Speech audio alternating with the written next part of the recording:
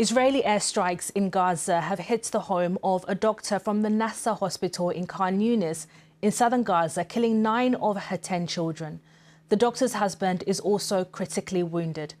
The Nasser medical complex in Khan Younis says its pediatric doctor, Ala al-Najjar, was on duty when the bodies of her own children were brought in. Her colleagues posted this video on Instagram late last night. The last patient on my list today was an 11-year-old boy who seemed much younger as we lifted him onto the operating table. His injuries were bad enough, but the background, I think, was worse. In an attack that may have or not have been aimed at his father was very badly injured, but 9 of his brothers and sisters were killed. And his mum is a paediatrician at the hospital, and I was sent a video of them going to the house.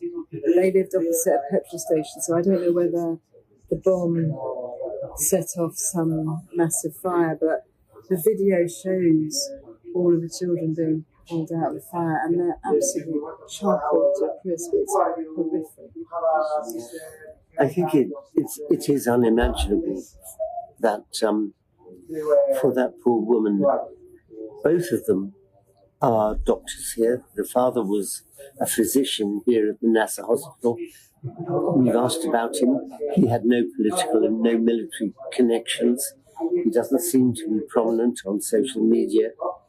And yet his poor wife is the only uninjured one who has the prospect of losing her husband, has already lost 8 of their children. 9, yes. I think a particularly sad day, but that is life in Gaza. The way it goes in Gaza, isn't it? That's the way it goes in Gaza.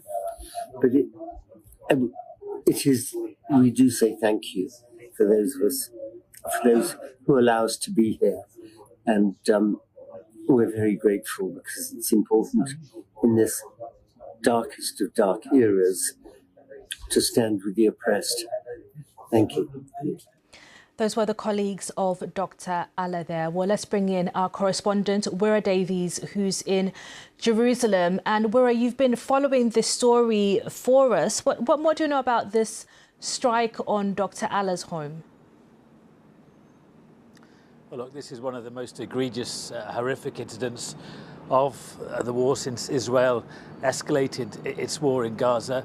We've asked the Israeli military, the IDF, confirmation of reports that this was as a result of an airstrike on the family's home, but they've not got back to us yet to either confirm or deny them. But this is a terrible thing. It has shocked everybody. Many people have said it's the kind of incident that ordinarily might bring about calls for fighting to stop, for people to come to their senses. But there's no sign of that happening. Israel, of course, has said that the war in Gaza will continue until Hamas is completely defeated. It comes against the backdrop, of course, of an increased Israeli military operation called Gideon's Chariots, in which Israel is promising to control much of Gaza. Residents in the town of Khan Younis, where this happened, have been told on many occasions to leave their home and go to so-called safe areas, but there are no real safe areas in southern Gaza at the minute. And I think, sadly, as somebody else said, this is now, despite the horrific nature of what has happened, it is something that has been seen in Gaza before and may be seen in Gaza again.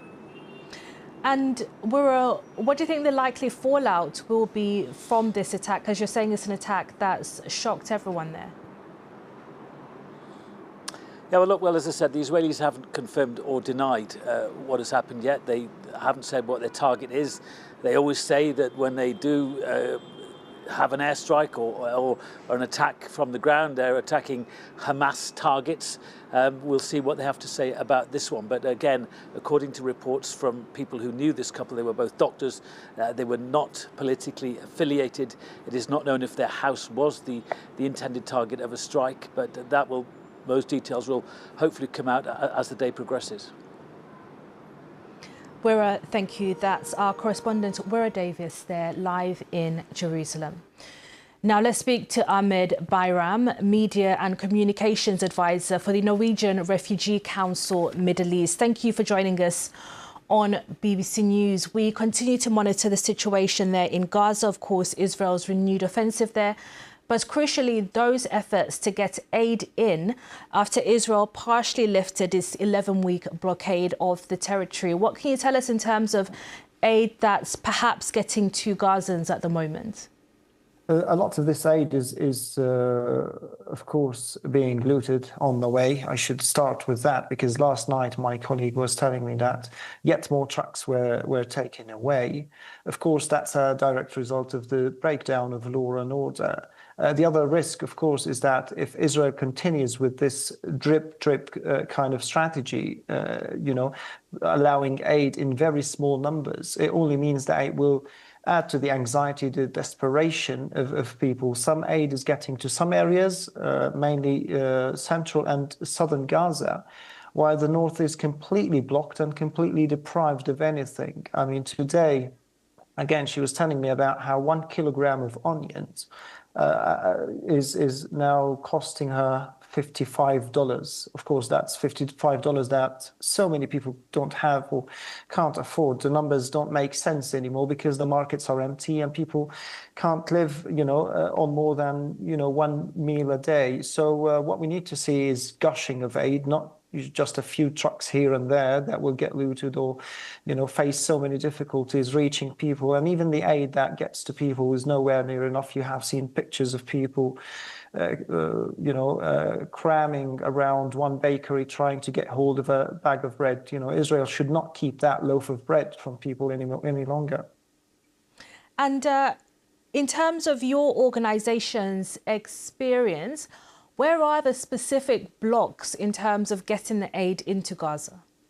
The approvals from the Israeli side, the murky nature of Israel's plans, is it going to allow us to, there was promise to bring in more aid, which we haven't seen yet, approvals to bring aid, tons of aid that is waiting in Egypt or in Jordan, everywhere else. At the same time, the long delays that we face whenever a truck crosses into Gaza, it will have to go through another layer of security approvals on top of the inspections that take place. Securing the routes is another big issue. And again, back to the looting incidents that we see and the criminal elements that are thriving on the way. So it's a whole series, a whole chain of blocks, and the blockade has been lifted in name only, I have to say. So far, only just over 100 trucks have made it into Gaza. We're talking about